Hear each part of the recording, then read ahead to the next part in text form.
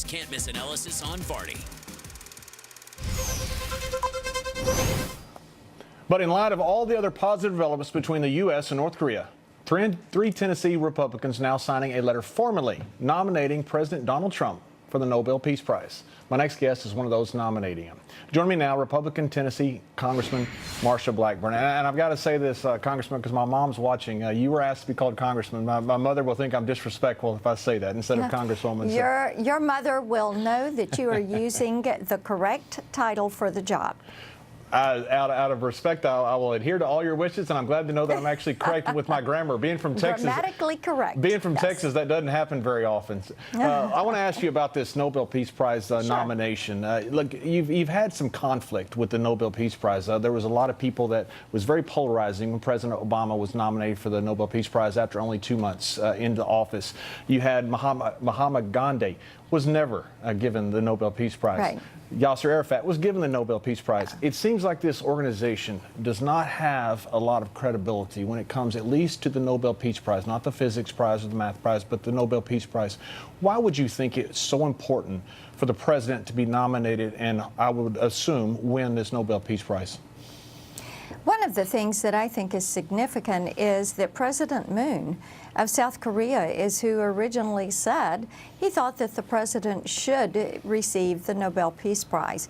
If this is a president who, because of his accomplishment and actions, and the fact that he is leading through strength, if he is able to bring an end to the Korean conflict and resolve this and have an irrevocable and complete denuclearization of the Korean Peninsula, that is quite an achievement.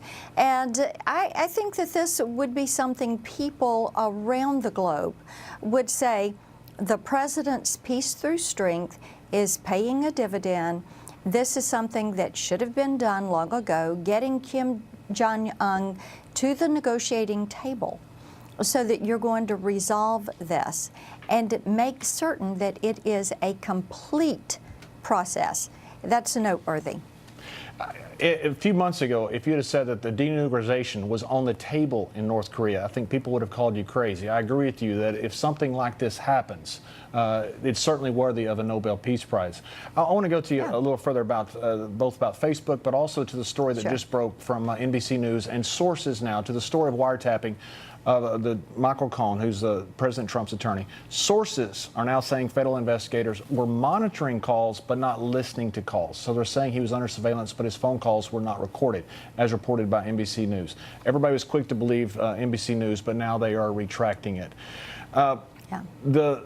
This entire investigation and all of this mess that is going on. You have Michael Cohen saying one thing, Mayor Giuliani saying something completely different. Yeah, and let me tell you something.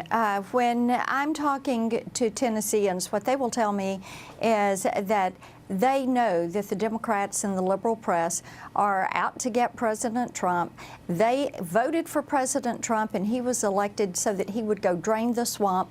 That is what they want to see happen. And all of this talk and hubbub doesn't do one thing: to create one more job or put one more paycheck in the pipeline for Tennesseans. And that's what Tennesseans are wanting to see. They want to see more tax cuts. They want more of an economic recovery. They like what is happening. They want to see the talks with North Korea succeed, the actions against the new axis of evil, Russia and Iran and China and North Korea. They want to see action there so that we do achieve some peace. They want to see the military rebuilt. And these are things that Donald Trump is accomplishing. This is something that they want to see more of. And quite frankly, they're not paying a whole lot of attention to all of these different investigations that are the hype of the day. Congressman, switching gears a little bit, you had Mr. Zuckerberg on Capitol Hill, and you took him to task over Facebook and their privacy. Right. You proposed the Browser Act, which you mentioned to Mr. Zuckerberg, which he didn't know about at the time. But earlier in 2017, the FCC had the Obama-era Act, which you voted against. It was 100% partisan, Republicans voting against it. And what it did was it allowed third parties' information to be sold to from the telecoms. You voted against that, but then you enacted a bill, the Browser Act, which you're the lead sponsor on, which basically put that back in place, but it just added to edge providers, which are Facebook, Google, things like that. Why would you vote against that bill and make it the Wild West instead of just amending that bill and adding others to it? Well, I would take issue with your term, the Wild West, because what had happened with the net neutrality rules and Title II and the reclassification of the Internet all was a part of that. What you need is one set of rules with one privacy regulator for the entire Internet ecosystem. And what big tech wanted to do was to carve themselves out so that they did not have to abide by any privacy rules. And as we have seen, this is something that is not fair, and it is not right, and it certainly is a violation of your privacy rights. When you talk about these edge providers, which are your social media providers, YouTube, Google, Twitter, there is a problem with them and their data mining policies. They go in, they snoop around your post, they view your videos, then they coalesce and sell the information from your data, to those that are wanting to advertise to you. That's why you have pop-ups, and that's why you have so much spam. And this is something that we need one set of privacy rules. It's time for the Browser Act.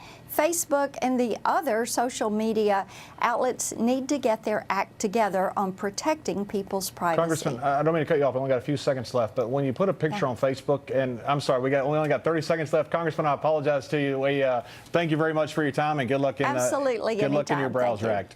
CBS Under Fire, a new report from